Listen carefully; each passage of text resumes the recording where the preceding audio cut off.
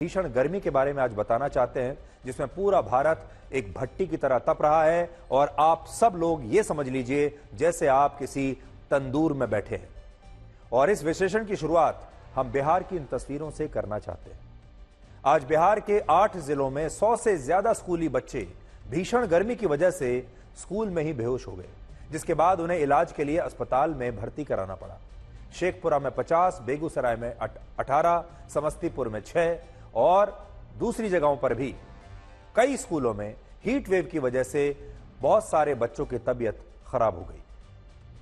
बिहार का अधिकतम तापमान आज 48 डिग्री सेल्सियस था और इस भीषण गर्मी में बिहार के स्कूल किसी तंदूर की तरह तप रहे हैं, क्योंकि इन स्कूलों का इंफ्रास्ट्रक्चर ऐसा नहीं है कि ये इतनी गर्मी को झेल सके। और इस बात को बिहार की सरकार भी जानती है और इसीलिए उसने आज राज्य के सभी सरकारी स्कूलों को बंद करने का फैसला किया है। ऐसे खाली ऐसे दतिया लगतो ने खाली दता सटाइया तो ने पानी आ दो पानी दो हमरा ले बुतरवा के जे मैया हां बोलो तो हो सो नहीं हो बाजरी को हैं ये सब कौन जुलुम हो रहा है? सब वाला बुतरवा मार दी कर देते बंद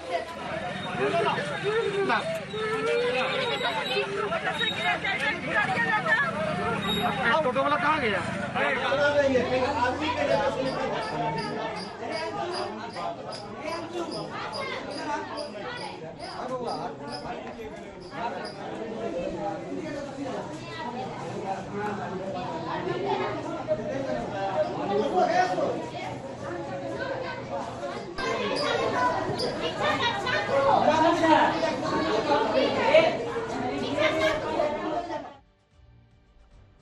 इस भीषण गर्मी को लेकर यह त्राहिमाम सिर्फ एक बिहार में नहीं बल्कि पूरे देश में मचा हुआ है, क्योंकि हम इतनी गर्मी के लिए तैयार ही नहीं थे। राजस्थान में गर्मी की वजह से 51 लोगों की मौत हो चुकी है, जिनमें 21 लोगों की मौत पिछले 48 घंटे में हुई है और इनमें एक बीएसएफ का जवान भी है, जिसकी जैसलमेर में सीमा पर ड्यूटी देते समय ही अचानक मृत्यु हो गई। उत्तर प्रदेश, मध्य प्रदेश, झारखंड, छत्तीसगढ़, महाराष्ट्र, हरियाणा, पंजाब, दिल्ली और यहां तक कि उत्तराखंड जैसे पहाड़ी राज्यों में भी लोग भीषण गर्मी की वजह से बीमार हो रहे हैं। और दिल्ली में तो गर्मी ने आज तक के सारे रिकॉर्ड तोड़ दिए हैं। दिल्ली में आज अधिकतम तापमान 52 डिग्री सेल्सियस के पार चला गया। आप बिल्कुल सही सुन रहे हैं, ये कोई कल्पना नहीं है, आप सपना नहीं देख रहे हैं। दिल्ली में तापमान 52 डिग्री के पार जा चुका है, किसी ने कल्पना नहीं की थी। और दिल्ली इस समय पूरी दुनिया में सबसे गर्म राजधानी बन गई है, जहां ऑस्ट्रेलिया की आबादी जितने 2.5 करोड़ लोग इससे बुरी तरह प्रभावित हो रहे हैं। हालांकि मौसम विभाग दिल्ली के आज के तापमान के आंकड़ों की अभी फिर से जांच कर रहा है, क्योंकि किसी को भी यकीन नहीं हो रहा कि इतनी गर्मी कैसे पड़ सकती है दिल्ली जैसे इलाके में। गर्मी के मामले में राजस्थान आज दिल्ली से भी आगे है।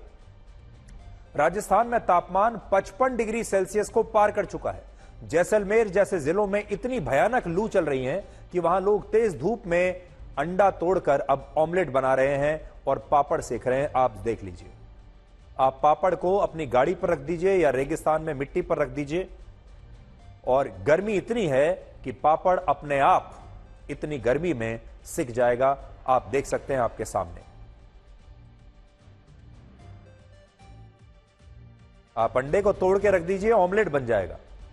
जबकि मध्य प्रदेश के श्योपुर में छत पर भीषण गर्मी में पूड़ियां तली जा रही हैं और इस स्थिति को अभी आप बहुत सारे लोग मनोरंजन के रूप में देख रहे हैं। देखिए, एक महिला ने इतनी गर्मी में छत पर कढ़ाई रखी और बिना ईंधन के, बिना चूल्हे के, सिर्फ इस गर्मी पर उसने पूड़ियां तल दी।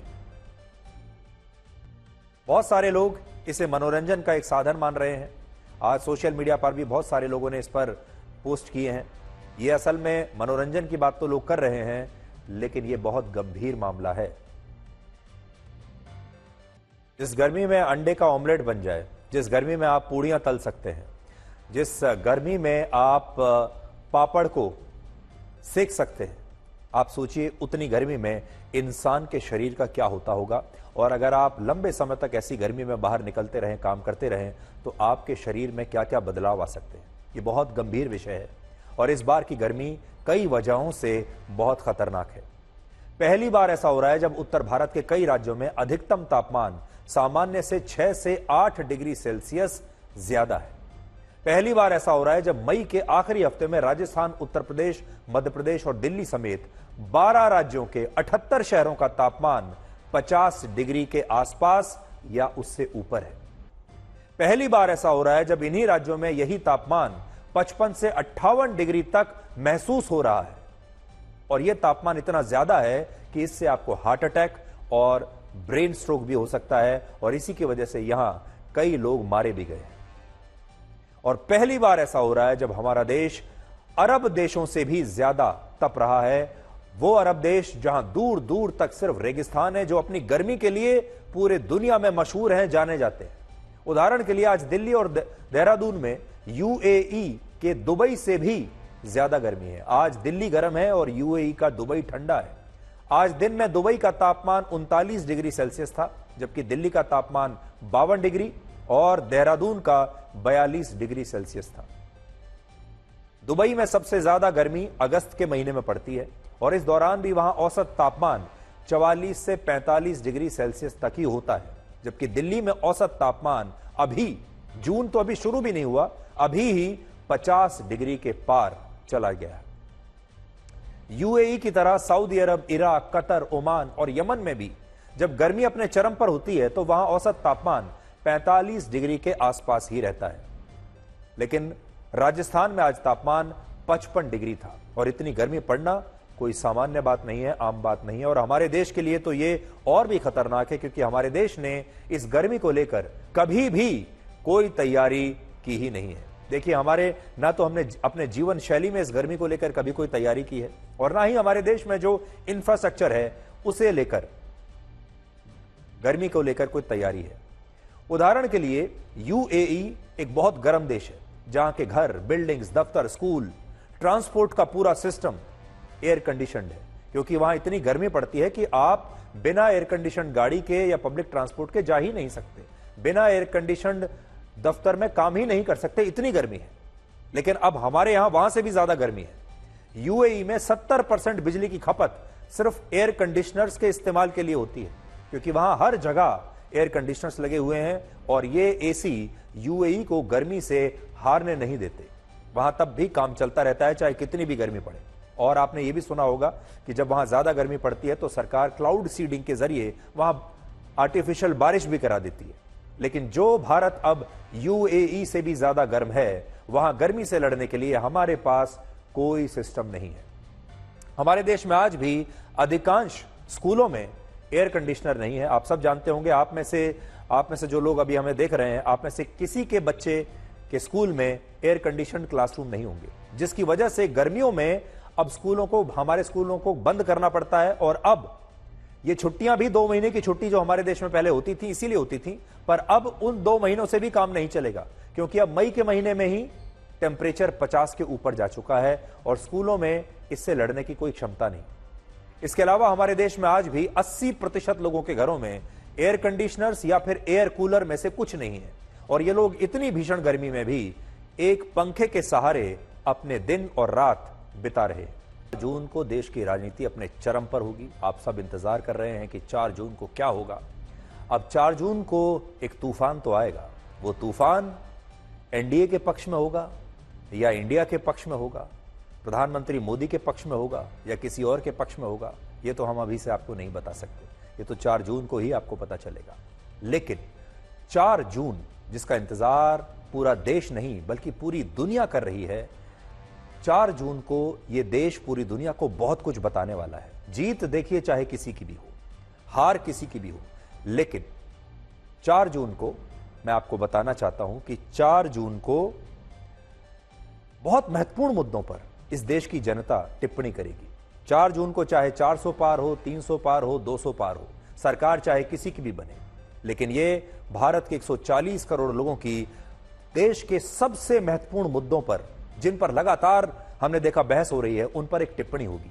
और इस टिप्पणी का, इस फैसले का आने वाले लंबे समय तक हमारे देश के भविष्य पर बहुत गहरा असर पड़ेगा। इसलिए इस बार की जो वोटिंग है, इस बार भारत के लोगों का ये जो फैसला होगा, ये दूरगामी परिणाम लेकर आएगा। सबसे पहली चीज तो इससे यह पता चलेगी कि हमारे देश में प्रधानमंत्री मोदी की लोकप्रियता बढ़ी है, कम हुई है या उतनी ही है जितनी पहले थी। ठीक इसी तरह राहुल गांधी की जो लोकप्रियता आजकल सोशल मीडिया पर दिखाई देती है, वो बार बार कहते हैं मेरे यूट्यूब पर बड़े अच्छे व्यूज आ रहे हैं। वो व्यूज वोटों में तब्दील होते हैं या नहीं, ये भी देश के लोग इन नतीजों के बाद जान जाएंगे। राहुल गांधी आज कहां खड़े हैं, उनकी राजनीति कहां खड़ी है, उनकी लोकप्रियता कहां खड़ी है, देश के लोग उन्हें अपना नेता मानते भी हैं या नहीं। यकीन मानिए ये तीसरी बार होगा, 2014, 2019 और 2024 हैट्रिक हो जाएगी जब देश के लोग यह फैसला सुनाएंगे, अगर उन्होंने ऐसा सुनाया कि वो राहुल गांधी को अपना देश का नेता नहीं मानते हैं ज्यादातर लोग, लेकिन अगर मानते हैं तो यह उनके लिए शानदार धमाकेदार वापसी होगी। इसलिए इस बात का फैसला भी इस बार हो जाएगा। दूसरा, देश के वोटर यह भी बताएंगे कि उन्हें एक निर्णायक और मजबूत सरकार चाहिए जिसके पास जबरदस्त मेजॉरिटी हो, या उन्हें अब गठबंधन सरकार चाहिए और वो वापस वैसी ही सरकारें चाहेंगे जैसे एक जमाने में हमारे यहां 1989 के आसपास के दौर में गठबंधन की सरकारें हुआ करती थी और उसमें बहुत सारी पार्टियों का एक मिला जुला एक स्वरूप आपको देखने को मिलता था। तो हमारे देश के लोग क्या चाहते हैं वो पता चलेगा 4 जून को। तीसरा, इससे यह भी पता चलेगा कि हमारे देश में हिंदुओं की पहचान, आइडेंटिटी एक है या वो जातियों में बटे हुए हैं और खुद की कास्ट आइडेंटिटी वो पहले रखते हैं। क्योंकि राहुल गांधी ने इन चुनावों में लगातार कास्ट सेंसस की बात की है, यानी जातियों के आधार पर सेंसस की बात की है, और हिंदुओं को उन्होंने अलग अलग जातियों में बांट कर देखा है। जबकि प्रधानमंत्री मोदी हिंदुओं को जातियों में नहीं बल्कि समग्रता में अविभाजित तरीके से देखते हैं। तो एक बहुत बड़ी बात इस बार जिसका फैसला होगा वो ये है कि हमारे देश में जो हिंदू हैं लगभग 80 से 85%, वो अपनी पहचान कैसे मानते हैं। वो अपनी एक समग्र पहचान मानते हैं कि वो हिंदू हैं, वो जातियों से ऊपर उठकर एक हिंदू की तरह व्यवहार करेंगे, या फिर इस देश के सारे हिंदू जातियों में बट जाएंगे, अगड़ी जातियों में, पिछड़ी जातियों में, ओबीसी में, जो कि राहुल गांधी की कोशिश रही है। इसलिए देश के लोगों की यह टिप्पणी इस बार हो जाएगी कि उनकी पहचान क्या है, वो अपने आप को जातियों के नाम से पहचानते हैं या फिर एक धर्म के नाम से पहचानते हैं, हिंदुत्व के नाम से। चौथा, चुनावों के नतीजे ये बताएंगे कि हमारे देश का समाज हिंदू और मुसलमान में बटा हुआ है या ये ऊंची जाति और नीची जातियों में बटा हुआ है, जिसमें पिछड़े हैं, दलित हैं, आदिवासी हैं, ओबीसी हैं। तो हमारे देश में जो विभाजन है अभी तक जो रहा है पारंपरिक तौर पर, एक है हिंदू वर्सेस मुसलमान और दूसरा रहा है ऊंची जाति वर्सेस नीची जाति। अब इस देश के लोग ये बताएंगे कि उनका किस में यकीन है। पांचवां, लोग ये भी बताएंगे कि विपक्ष ने कहा कि संविधान खतरे में है, लोकतंत्र खतरे में है, इस देश में तानाशाही आ गई है, बेरोजगारी बहुत बढ़ गई है, अर्थव्यवस्था चरमरा गई है। देश के लोग इस बार यह भी बताएंगे कि ये मुद्दे असल में देश की जमीन पर, धरातल पर हैं भी या नहीं। क्या ये सारे मुद्दे ऐसे हैं जिनमें देश के आम परिवार यकीन करते हैं? क्या ये उनके मुद्दे हैं या ये फिर सिर्फ विपक्षी नेताओं के मुद्दे हैं? तो देखिए, सारा जो खतरे में होने की बात होती है, संविधान खतरे में, लोकतंत्र खतरे में और तानाशाही की बात होती है, बेरोजगारी, अर्थव्यवस्था, ये इन मुद्दों पर हमारे देश के लोगों की सबसे बड़ी टिप्पणी होगी, सबसे बड़ा फैसला होगा कि ये मुद्दे हैं भी या नहीं। आपको राजनीति की आज की एक और खबर बताते हैं। 77 साल के नवीन पटनायक पिछले 24 वर्षों से ओडिशा के मुख्यमंत्री हैं। वो लगातार छठी बार विधायक बनने के लिए इस बार भी चुनाव लड़ रहे हैं। लेकिन आज जो सवाल खड़े किए जा रहे हैं वो ये कि क्या नवीन पटनायक बीमार हैं, क्या वो अनफिट हैं और क्या वो इस काबिल हैं कि वो सरकार चला सके। और अगर उन्होंने इस बार भी सरकार बना ली तो भारत में सबसे लंबे समय तक सत्ता में रहने वाले मुख्यमंत्री बन जाएंगे, नया रिकॉर्ड वो बना देंगे। लेकिन बड़ी बात यह है कि उनके स्वास्थ्य पर सवाल खड़े हो रहे हैं। जिस तरीके से उनके हाथ पैर कांपते हैं आजकल, जिस तरह से वो बोल नहीं पा रहे हैं। वीके पांड्यन जो उनके पहले निजी सचिव थे, वो रैलियों और मीटिंग्स में हमेशा उनके साथ रहते हैं। और वीके पांड्यन पहले एक आईएएस ऑफिसर हुआ करते थे और बाद में वो उनके निजी सचिव बने और उसके बाद अब वीके पांड्यन ही उनकी पार्टी को आगे चलकर लीड कर रहे हैं।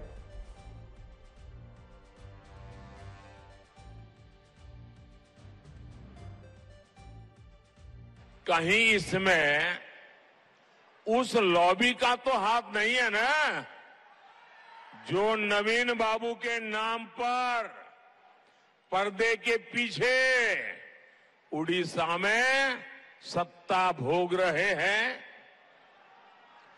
इस रहस्य से पर्दा उठना जरूरी है।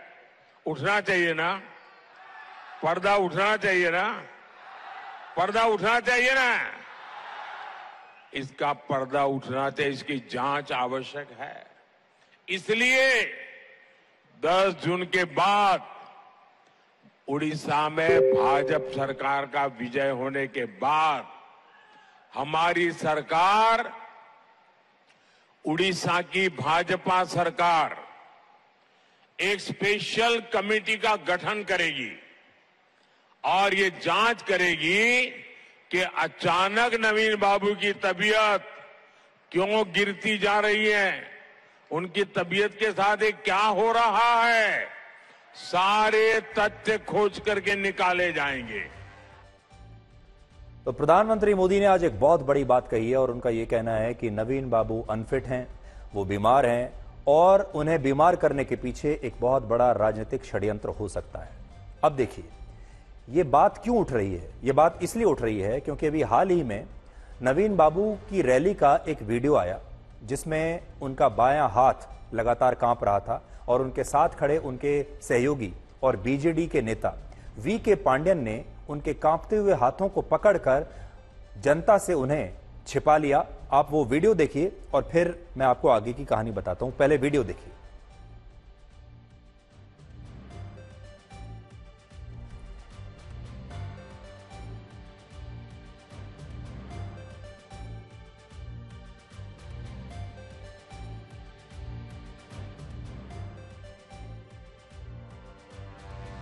एक और वीडियो भी है जिसमें वीके पांड्यन स्टेज पर नवीन पटनायक के पैर की कुर्सी के पीछे से उनके पैर को अपना एक सहारा दे रहे हैं। एक ये वीडियो भी लगातार चल रहा है।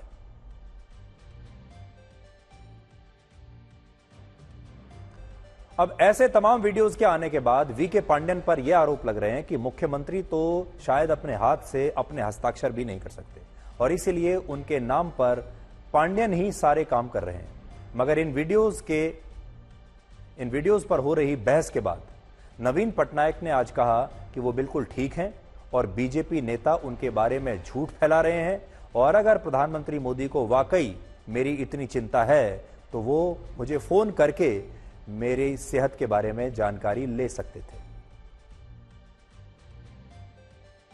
If he was so concerned about my health and he has stated publicly before that I'm a good friend of his, all he had to do was pick up a telephone and ring me up and ask me about his health. Let me assure the Prime Minister that I am in perfect health and I have been campaigning in our state for the last month. तो नवीन पटनायक की जो इस समय तबीयत है वो एक बहुत बड़ी राजनीतिक खबर बन गई है और एक ऐसा पूरा माहौल बन गया है कि शायद नवीन पटनायक ठीक नहीं है, वो फिट नहीं है और अब उन्हें अपना ये जो काम है ये किसी और को सौंप देना चाहिए। इस तरह की बातें उनके बारे में कही जा रही हैं। मुझे याद है 2019 में जब नवीन पटनायक आए थे एक बार, तब उन्होंने अपना एक फिटनेस का वीडियो भी जारी किया था। पहले आप ये वीडियो देख लीजिए जो मैं अभी आपको दिखा रहा हूं, देखिए।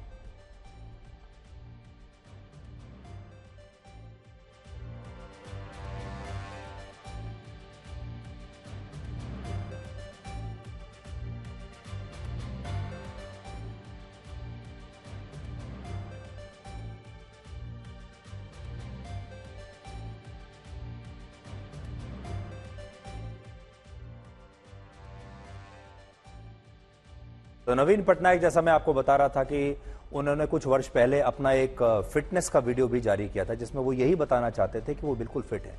उनके स्वास्थ्य को लेकर बार बार ये खबरें पहले भी उड़ती चली आ रही हैं कि उनका स्वास्थ्य ठीक नहीं है और शायद इसी वजह से उन्होंने अपने एक फिटनेस का वीडियो बनाया कि वो हर रोज सुबह कैसे एक्सरसाइज करते हैं, कैसे उनका जो फिटनेस रिजीम है वो कैसे करते हैं, और वो उन्होंने तब डाला था सिर्फ ये बताने के लिए कि मैं बिल्कुल फिट हूं। लेकिन आजकल जो उनकी पूरी बॉडी लैंग्वेज है उससे कई बार ऐसा लगता है कि शायद उनकी तबीयत ठीक नहीं है, और अब बीजेपी ने इसे एक बहुत बड़ा मुद्दा बना लिया है।